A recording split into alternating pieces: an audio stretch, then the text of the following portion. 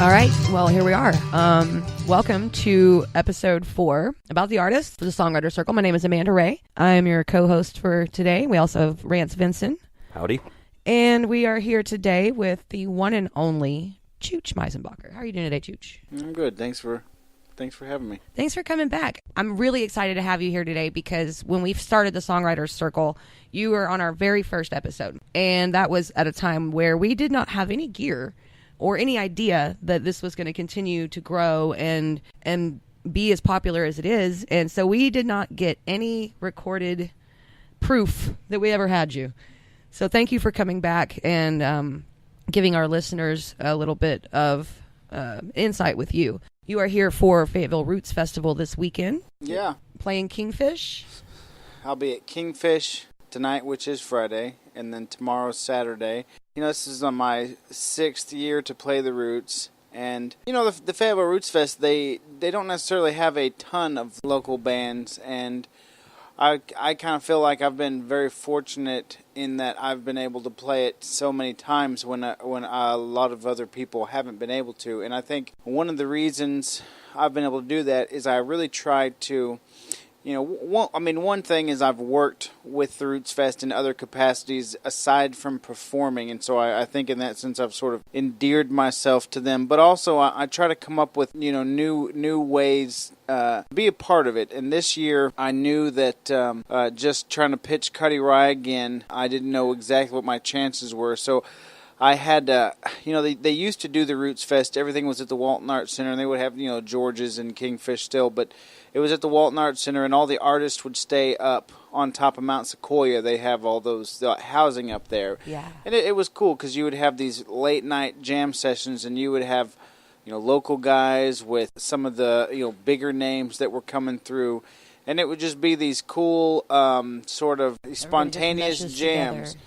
And whenever they moved stuff, and now the artists mostly stay at the Chancellor and they do the main stage at the town center, you know, they kind of got away from that. There's still some late night jams at the Chancellor, but what I wanted to do is kind of two things with what I'm doing. It's one, sort of get back to that idea of different musicians coming together for the Roots to jam, but also give stage for some of the local talent to come out and play. So I you know, pitched them this idea of doing just a big sort of jam. And so I'm going to have basically a house band both nights with Isaiah Warford, Warren Dietzel, Nick Caffrey.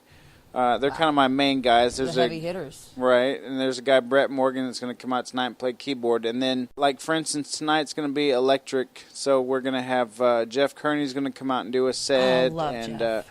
Will Brand and Teddy Sablon and some other people will come out and play tonight. And then tomorrow it's going to be more acoustic, sort of the bluegrass setup. And it'll have those same house band, but then we'll have like Adams Collins, who you know, has been a member of Cuddy Rye, but plays primarily with Dana Louise and Arkansas now. He's going to come by. Tom Anderson, who is actually going to be there tonight playing slide. Chris Cravella and Alan Swearingen that played with Foley's Van. I think Patty Steele is going to come out. Richard Burnett. You know, it's going to be...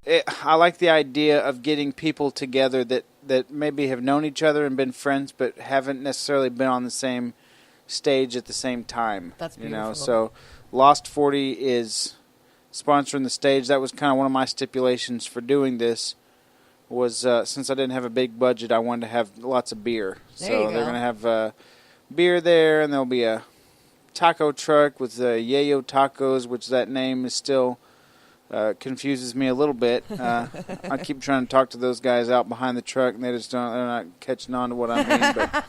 But I think it's going to be fun. Kingfish is such a fun place. Archie Schaefer that runs that. He's a guy that gets it, and he understands, you know, how, I mean, I think that guy just understands. Oh, yeah, he does. He's always got a great vibe going on there, no matter who's playing. I want to get back to where you were talking about being able to play for 6 years and what has kept you around. And when you said the word endear, that is so very true. When I met you, Isaiah Warford, was the guy that introduced us. Neither one of us had really much experience in the Fayetteville music scene, but we were eager, we were ready to dive into it, and we had the right connections. And so we both kind of moved forward in our careers individually. But, you know, I started the Northwest Arkansas Musicians Connection, and you were the first person I added to the group.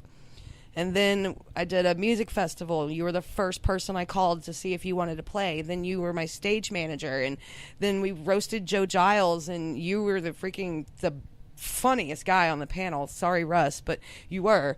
And that is exactly how that you've been able to move away from Northwest Arkansas and still come back continuously and play, is because you have endeared yourself to everyone here.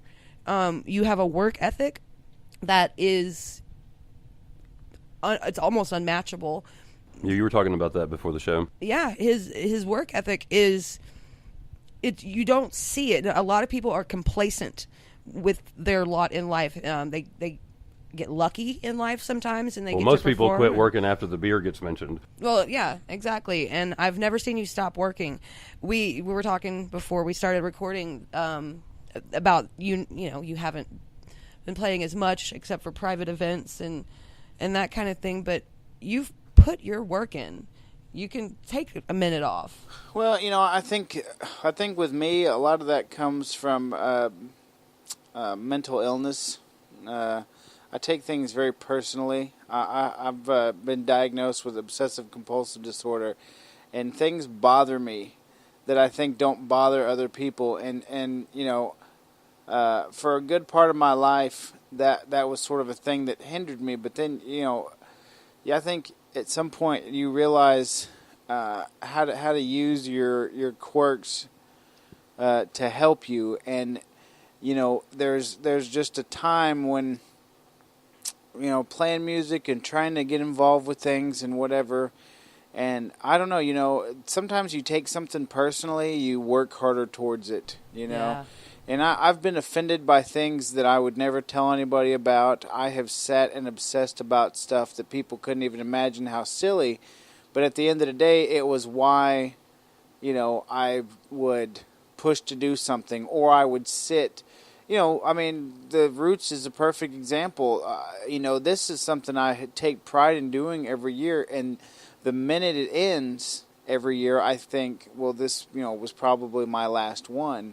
And then about January, February, I start obsessing about, you know, what am I going to do this year, especially now that I'm not doing near as much. Right. And I think about, you know, Fayetteville Roots Fest, and I just think about that day that I'm going to text those guys or call, you know, Jeremy or Brian, and they're going to say, well, you know, not this year. And so in you know, kind of obsessing about that, I go, you know, what is something I can say to them where they're not going to say that. What's going to keep you relevant they every don't, year? You know, what makes me useful, you know, to the extent, because I'm not putting out a lot of new music right now like other people, so I've kind of I kind of have to make up for that in other ways. I mean, you can only, you know, live so long on what you've done. So I think, you know, I'm actually one of the lazier people I know. But when it comes to music, you know, one of the things my dad said was that my creativity came from not wanting to put the work in. So I would try to think of ways of getting around putting the work in, but just to still brilliant. get the thing, you know, accomplished. So, you know, I think once you find that thing that you can sort of figure out, which I'm not saying I figured music out, but that's like the one thing when it came to putting the work in, like, you know, I just would always dig my heels in, because the thought of, it's also the same reason you try to get better, because the thought of embarrassment. Yeah. You know, going out your first few gigs and just totally embarrassing yourself at times. I remember, like, one of the things I always think about when I'm playing, I remember when I was first starting out and I played at the university. I played at, I think it's RZ's Coffee, and they would do these 11 a.m. gigs, which is the worst thing to ever do, is to try to play in the student unit between 11 and 1 when nobody cares.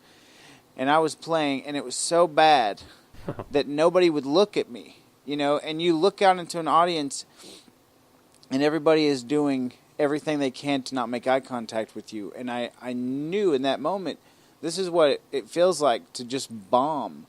And then the next time you go out, you know, and when you get somebody to turn their head and look at you, you know, and then you spend all those hours and those days getting ready for your next gig going, I just want them to look at me, you know.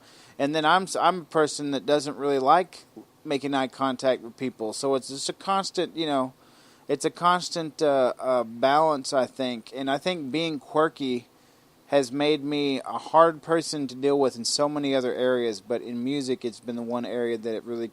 Well, your quirks, they rubbed off. I'll tell you that. I'll never forget one conversation. We were over on the Porch of Life over at Perry's, and at that time I was living there, and I was in Perry's world every day, all day, every day. And you know, you came over one day to talk, and you had a revelation that day, I believe, maybe that week, maybe that month. But you came over, and and I had just gotten to where I'm like, yay, I'm a regular at Jose's. I'm the house band for a taco stand. I was freaking excited. You were I think you were mid-Hoojin, maybe. I think you were deciding whether or not you wanted to stay in Hoojin, little Choochin. Uh-huh. But you had begun Cuddy Rye, and you just were not interested in playing covers anymore. And I was sitting there looking, I'm like, man, we started around the same time.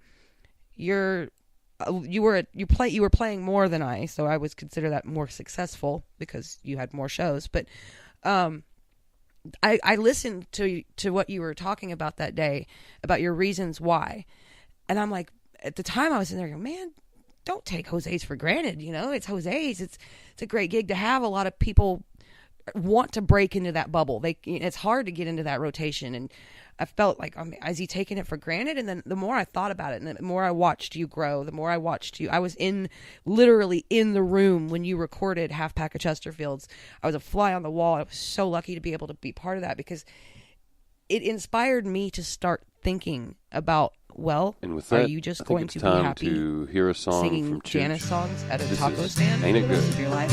Or are you going to create art and put it out there into the world and risk getting to play at Jose's just because you want your stuff to be there? That changes. See the sunlight rising in the east, feel the scratching and the roaring of the beast. Ain't it good now? Ain't it easy? Ain't it good?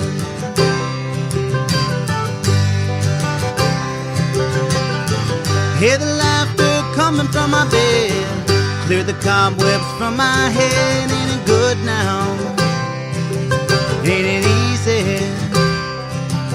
Ain't it good? When you learn to accept the changes and the way life rearranges. Ain't it easy? Ain't it easy? Ain't it easy? Oh, ain't it good?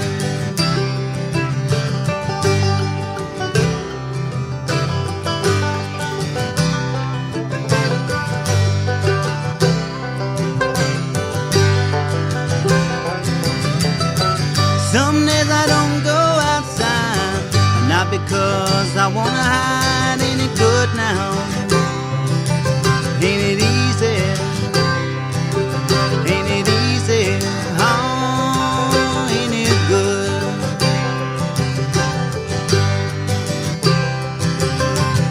I hate waking up in the cold, but I'm okay with getting old. Ain't it easy? Ain't it good now? Ain't it easy? Oh, ain't it good?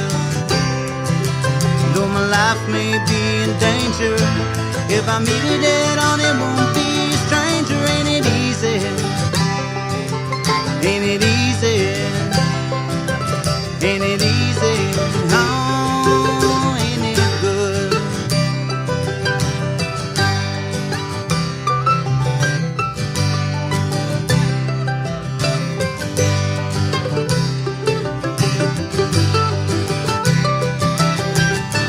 I prayed for a better life, and it found me just in time. No illusions of a grand existence, I'm just happy that they fell witness.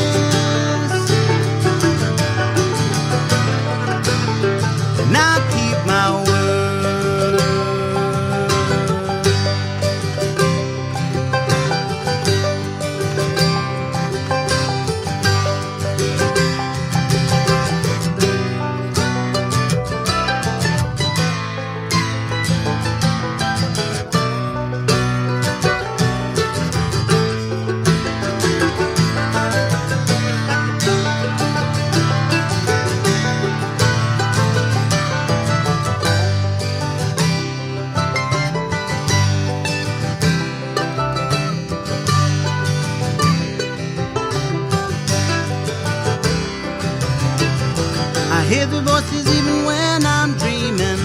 Yes, love is the ultimate feeling, ain't it easy?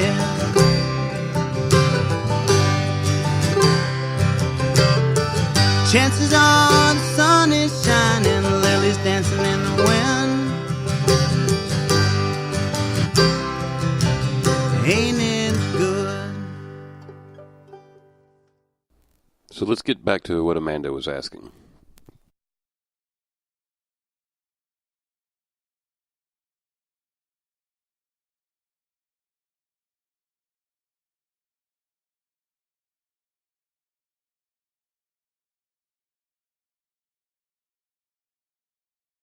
I think it's always a battle between battling complacency, but then also understanding when to appreciate.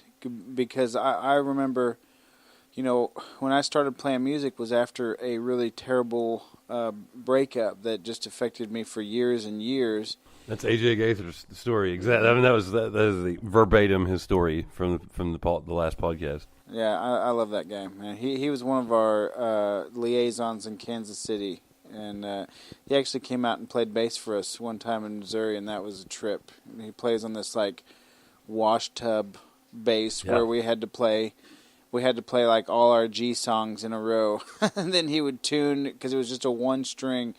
But that guy, you want to talk about somebody who puts in the work? He's somebody. He's like a bowling ball, man. He'll just hurl through the country and just banging away. I've always admired AJ's a lot of that fun. guy. Well, that's something I love about his. You were talking about, both of you were talking about the vulnerability of being on stage, and he's one of the most vulnerable people. Oh, yeah. I know, because he puts himself basically in peril all the time, Right? And it's just like one of those things. Vulnerability is a huge deal with me. I think that's the source of creativity, Right? And he's the poster child. Oh yeah. No, guys like guys I've always looked up to, guys like AJ and Richard Burnett. Oh, Rich. Dickie. Richard Burnett has something that is so I don't know, underrated, is just the ability to connect with people on a visceral sort of level. Like I booked for Common Grounds for a while, a year or so, and the Common Grounds brunch crowd on Sunday was just a tough nut to figure out. And, I always, I'm one of those people when I play solo, I play at a very low volume. I don't want to be intrusive. I want people to have to listen to me if they want to hear me, but if they don't want to, they can tune me out. The complete opposite of Teddy Sablon. He's a guy that wants, and it's a different. No, I'm not saying one is better than the other, but I've always been I want them to come tell me to turn up, and a lot of venues say you're the only person that we but it's just this idea. But I hate when I'm setting up for a gig, and you're setting up in a little corner of a place, and people are sitting there and they're going, oh, okay, I guess we need to go ahead and get our ticket. It's like, you haven't even heard me yet. Right. You don't know that I'm going to be too loud. You don't know that I'm going to be awful. Maybe maybe you've got the best seat in the house. Right. And I would get a chip on my shoulder at times and get a little combative with the crowd. Richard is somebody. I literally watched him one morning where 3 tables were like, okay, it's time to go, and then 3 songs in, those people are ordering more drinks and throwing him money and joking with him. Mm-hmm. The ability to win people over instantly. And it's. But yeah, we're just talking about like I said, I think it's complacency versus appreciating things. And when I first started out, I remember saying, if I could only get to this place, I would be happy. If I could only play gigs in front of people, with people there, man, I would just be happy. And then you get to that place and you go, well, if only I was playing these bigger gigs, then, I would just be happy. And then, I remember a few years after I started playing, Isaiah and I were going to play at this place out in Prairie Grove that's no longer open called the Brew Room.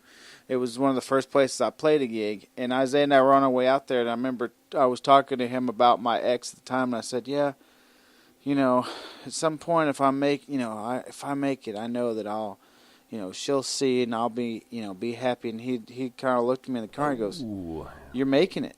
This is it. You may want to do better, but you're doing it right now. This is it." And then you start to go, okay. And then, there's gigs that we went out and played the Mighty Mississippi Music Festival. It was one of the highlights. I mean, we were one of the headliners with Old Crow Medicine Show, Chris Stapleton, and Band of Heathens. We were like the co-headliner on Friday night with Band of Heathens. And it was in Greenville, Mississippi. And I remember sitting there and just thinking, okay, these bands... Band of Heathens is leaving here and driving to Austin, and then they're driving to, Cincinnati, and man, I want to do that. And then stopping and thinking, we're playing on a stage in front of the Mississippi River. It's at some point you have to go, okay, I'm going to appreciate the things, because I won't mention any names, but I was around some musicians that are no longer musicians that had done some things, done some real touring and things. And to hear them talk about music, they just had such a bitter taste in their mouth. And they had this idea of, been there, done that. You could not pitch a gig to that person that meant anything to them. Oh yeah, well, I've played there before, it's okay. And I always thought, I'm just going to quit if I ever get to the point to where nothing is, gratitude. And so, now, even if I'm going and playing in a little restaurant, I try to take that as, you're not guaranteed anything. At some point, places won't book you anymore. I've talked to some of the old-timers that, did some major things. And now, nobody cares. They couldn't book a gig, if they paid them to play. And so, you're not guaranteed anything, and your previous success doesn't mean anything. But, at the same time, like you're saying, there is a point where you go, I want more. This is okay, but this is nowhere near, where I am going to feel any kind of real sense of accomplishment, But I don't know. I think we're just wired to be reflective, especially as artists, You have two major accomplishments right now that call you daddy. Oh yeah, which is a development, in the last couple of years that it's settled you down a little bit and. Oh, saved my life in a lot of ways. We were really, before Chance got pregnant, when we were tearing it up, we were touring, 5-6 days a week. We were playing gigs, and touring, I say, on a sort of a smaller level. But I was just, doing everything, drinking and doing anything I could get my hands on just to try to stay excited and stay in the moment. And I remember, one of the bands that I started playing bluegrass, because I went to Harvest one year, and I saw Split Lip Rayfield, and they just like blew me away, and I said, I want to be like those guys. And I was a little bit older when I started playing music. Bluegrass is the kind of circuit where older guys, are. It's not like some other genres where you have to be a certain age, Mm-hmm. And so years later, we toured with Split Lip. Did some dates with those guys. Let me just stop you right there. Not many people can just say, "Hey, I want to be like that guy," and next thing you know, you're like that guy. You are your own guy. It's one of those moments where you I think you have to be be aware of it.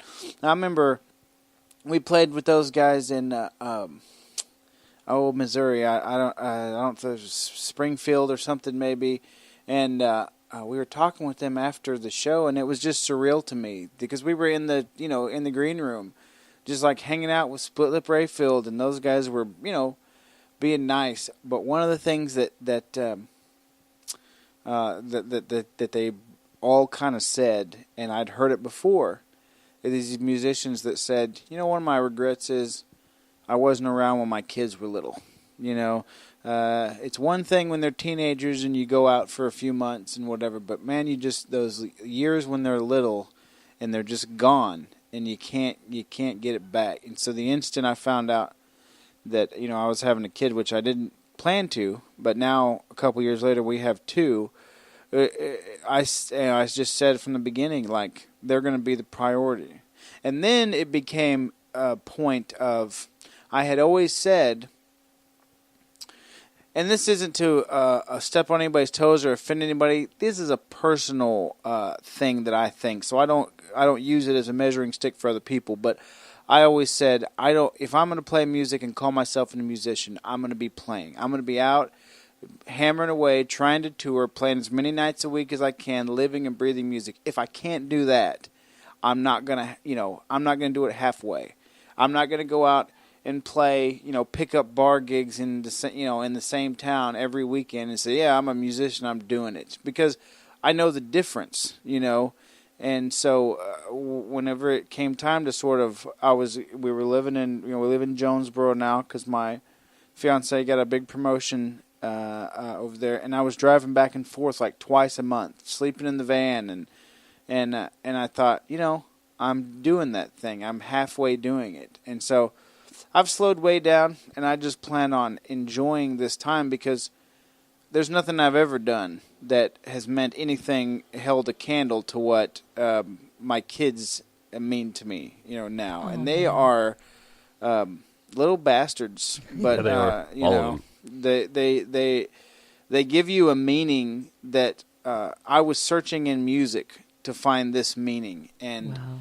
it was a thing that I was never going to find there. And I think that honestly, when I do get ready to sort of, which I will, take music seriously again and begin to really start writing, I think that it's going to take my music to a level.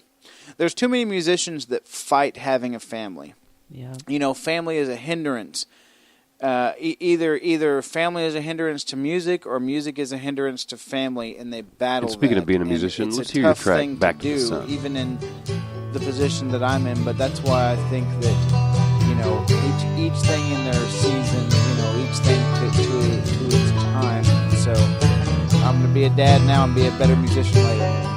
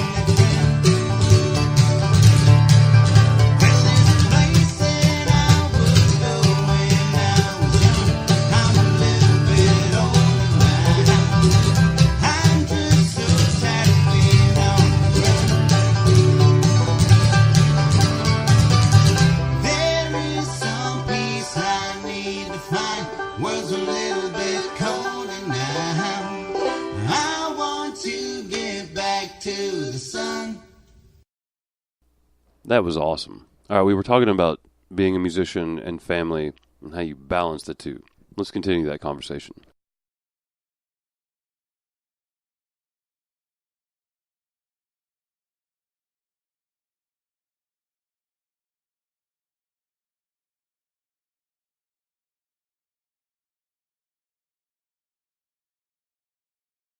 I believe you're an excellent musician and that it's never going to leave you just because you put it on the back burner or put it on hold. I mean, it's never going to leave you. There's always a song stuck in your head, whether it's yours or someone else's.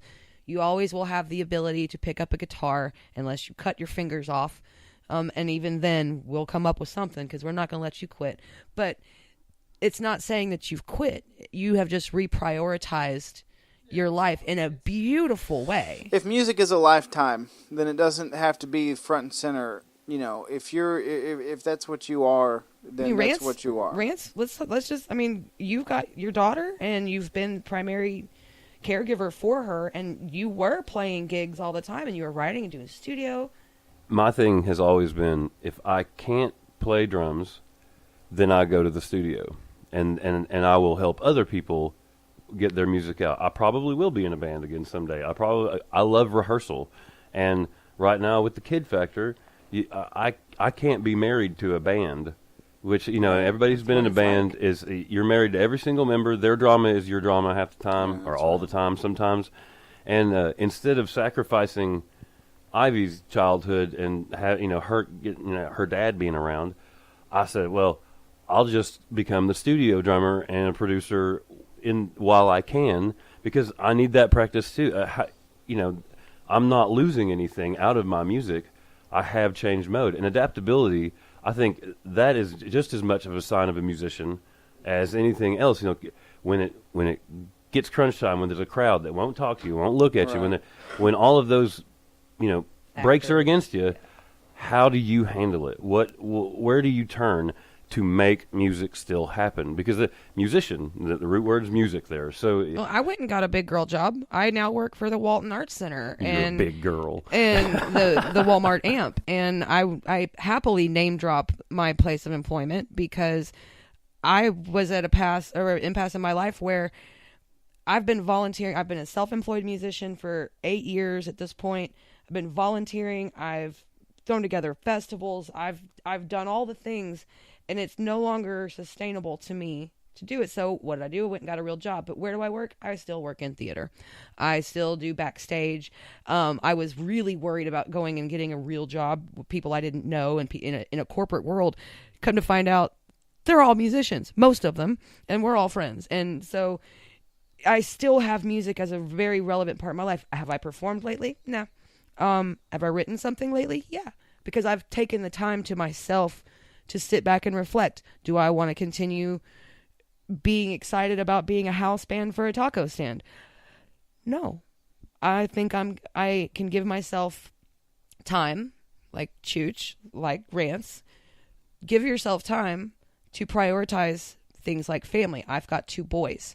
I'm a single mom. And it's not like I don't have help, but at the same time, I need to be there for them. And so I think this message, number one, is hugely important for anybody listening, because take that time for yourself, for your family. Doesn't matter if it's small children or if it's an elderly relative. Make sure you take that time, and you will be a better musician for it. You absolutely will, because it's never going to leave you. We are lifers. Well, and some people have, there are definitely situations, and I think if I lived here in Fayetteville, there are situations where everybody's bought in, and you can balance it, but it just takes a lot of help, and it does take your kids being older and understanding why daddy's, or mommy is leaving. But I remember you were talking about, I was just thinking about Cover Darkness, and I remember I saw you guys opened for Ben Camaro. Yeah. And that was super awesome, because I was playing so much Guitar Hero, and that was how I heard of Bang Camaro. Most of us, I think, that aren't in that scene. Yeah. And then I was like so fascinated with the fact they had like 80 million lead singers at the same time. It was just such like an interesting concept. Take like that 80s arena rock sound and put it in a tiny, tiny little bar of George's. But I remember like I hadn't even met you guys. I mean, I wasn't even. I was still with my ex. So I wasn't even playing. I mean, I was playing, but I wasn't. I was in college at that point, whatever. But I had so much fun there, and then we were doing shots with one of the guitar players from Bang Camaro, and it was just such a trip. It was when I started getting infatuated with the notion of being a musician, because this guy was like touring with Bang Camaro. And obviously, they had a bunch of singers, but they just had, a couple. I think it was like the 3 guitar players, a bass player and drummer. So those guys were the ones making the money. The singers weren't, those guys were just sort of along for fun. But that guy's wife was like editor for Playgirl, magazine or whatever. I didn't know that. And so we were like talking to him. He's like, yeah, we both see a lot of nudity in our in our job, But it was fascinating to me because those guys were like from Boston, and then here they were like down in Fayetteville, Arkansas, with this thing that I had played on a video game, and I don't know, for me, putting those two things together, like I had listened to the radio for my whole life, but I hadn't seen many shows when I was younger. I hadn't gone out a whole lot, and you just don't think of, oh, that's just a real person that comes, and there you go, I just met that guy, and he's just a guy. And I mean, there's so many things like when you're thinking about being a musician, you just think, oh, well, if I'm playing music, everything's going to be cool all the time because, I'll just be a musician. And people don't realize that out of a day, you're a musician for maybe 3 hours of that day. The rest of the time, yeah. You're a dad or you're just a guy or a girl or whatever. And there's so much beyond. And I think even like the big message, whether it's a family or a girlfriend or a wife or a job or whatever it is in your life, just being a musician is not enough. That's so true. You have to, you have so many, the majority of your hours in the day are being whoever it is that you are. And there are too many people that I think that battle and struggle, and good people, that struggle with the concept of that, you get off the stage and there's a lot of people who don't care who you are. You may get all this love when you're playing in a venue and then you go home and then, your wife or your girlfriend or your husband or whatever, and they're going, yeah, cool, but, like I need some attention. I don't care, whether you've got all, fans, whether you've got thousands of likes on Facebook. So what, you just played in front of 4,000 people. I need attention right now. I mean, it's such a balance, and to neglect one for the other. I mean, and there's a time for everything. Heck, I wish I could go back, to being 18 and just live music back then, because I didn't. I waited till I was 30. But I think that's also, there's a lesson in it that, it's life comes around to things. It's never too late. But and there's always distractions. I mean, nowadays there is such an impetus on politics and different things that can be such a distraction for creativity. And I struggle with things because when I was a kid. And I was listening to like Rage Against the Machine and Alice in Chains and like bands back then. I was super into like King's X and Corrosion of Conformity and stuff. And we were always taught, don't trust the media, don't trust the establishment, don't trust all the powers that be. And so nowadays it's like, well, no, actually the media is right. Nowadays, it's so confusing and convoluted the way, things are. Yeah, now people believe anything they read. It's like, oh, well, we hate this guy because these people say, and we don't hate the, it's such everything, people have gone so far into hypocrisy that it is so hard to wrap my mind around any side or saying I feel one way about something or the other. I just tend to not trust any of it. Right. But I think it's so hard sometimes when people, people will try to find common ground in the idea of hatred, and then you talk to those same people, and there's so many things that don't compute, but, and that's just one example. There are just so many things that can be a distraction. And if you're playing music, if you can tune all that stuff out, if you can find your own beat, I'm a contrarian. I love to argue with people, and I used to love getting on Facebook and just saying, oh well, how about this, and just watching it go. Well, wait, I know this is what everybody's saying, but what about this? And what's sad, I think, is. You can't do that anymore. No. If you say the wrong thing, I mean, I seriously have had to kind of stop getting on Facebook for fear that I would lose gigs or this or that, and not because I tout any sort of particular ideals, but just because I would dare to question the majority of people on things, and that used to be what music was. Music was. A certain kind of music was like, hey, let's question everything. Exactly. When did we stop doing that? We had to start censoring And ourselves. I'm not trying to get political at all. I have no political ideas that I wish to push here.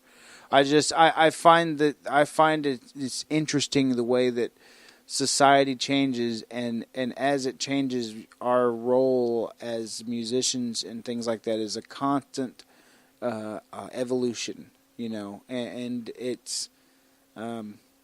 It's as so many things are. It can be such a distraction, and music should be a place where you go to get away from all those distractions. And that was a hard thing for me. And I don't mean to ramble here. I'm sure you can cut all this out, but No. I used to play music to sort of meditate. And when I started playing music all the time, then it became more like a job, because you just can't sit around and jam. You need to learn this new thing, or you need to write.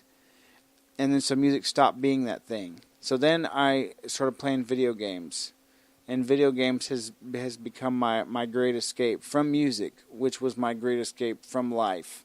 And it's changed now that things have reprioritized, but I mean, I'm sure Rance, you probably get that some. You know what I'm saying? Like you if jamming and like playing stuff is so fun all the time, and then when you are in a band and you're playing all the time, it's this well, you can't just sit and putter around. You got to learn something new. You got to better yourself. There was a time in that Cover of Darkness era when it was typical ebbs and flows of life, and it was just one of those dark moments of life.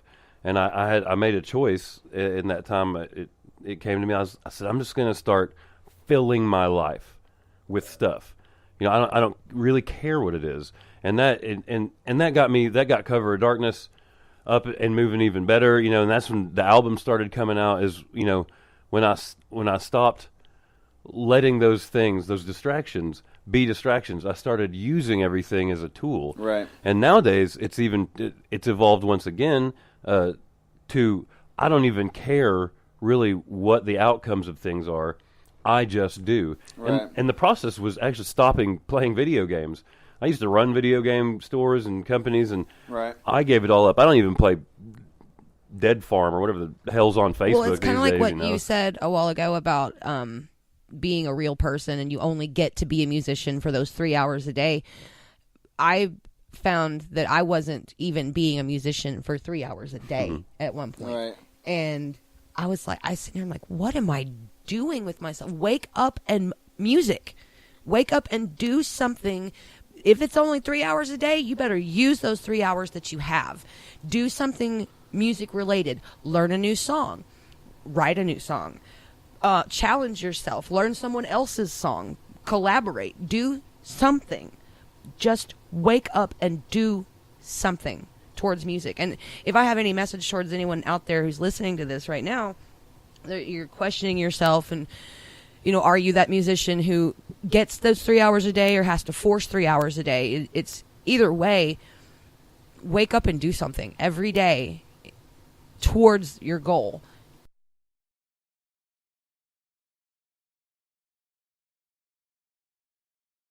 All right. Well, I hate to do it because, we don't get to see you very often anymore, Chooch. You're halfway across. You're all the way across the state now, and 45 minutes from Memphis, man.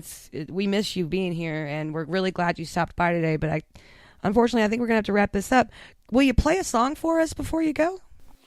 Sure. Yeah. I've got actually a song that I've been writing about my daughter, and so it may change the next time you hear it, but I'll play you what I've got on it at least. And just, I think everybody out there who's, listening and supporting this, it's good to support things like this in your community, because that's how they improve and you get more and different things like that. I live in Jonesboro now, and moving over there has given me a great perspective. And I understood this to an extent anyway. When we would tour and we would go to places like Wichita or Kansas City or different states, people knew Fayetteville. It was amazing, but they had seen a band from Fayetteville, and everybody had good things to say about it.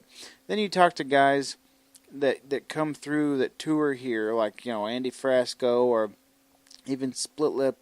And people, you talk to those guys, and they'll tell you that Fayetteville is a unique place. And so don't take that for granted, because I moved to a place where it's not like Fayetteville. And I've started to get out and play a little bit in Jonesboro, but it's just nothing to the extent of what you have here. Basically, any night of the week, you can go out and enjoy it. There's tons of content now available that's Fayetteville-based. So make sure that you're supporting local, because it just continues to make it grow and get better and better.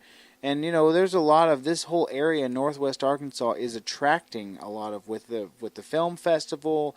There are a lot of people that are being attracted to this area, and it just is only going to make it.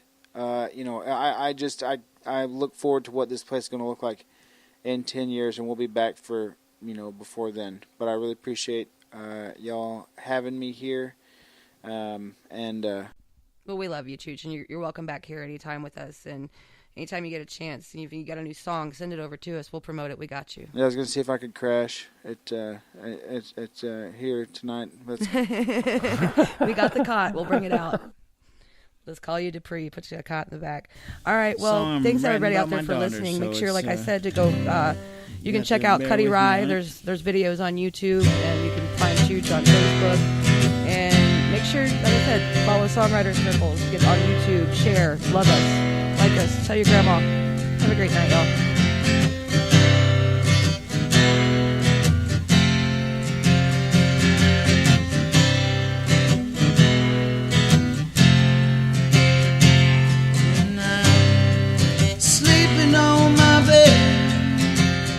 Got 2 feet planning on my bed.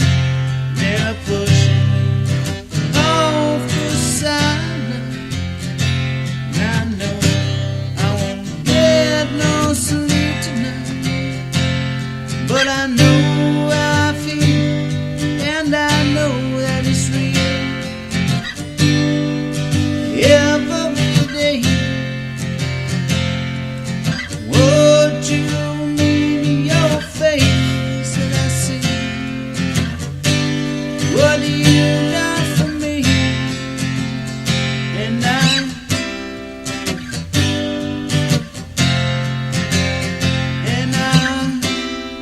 feel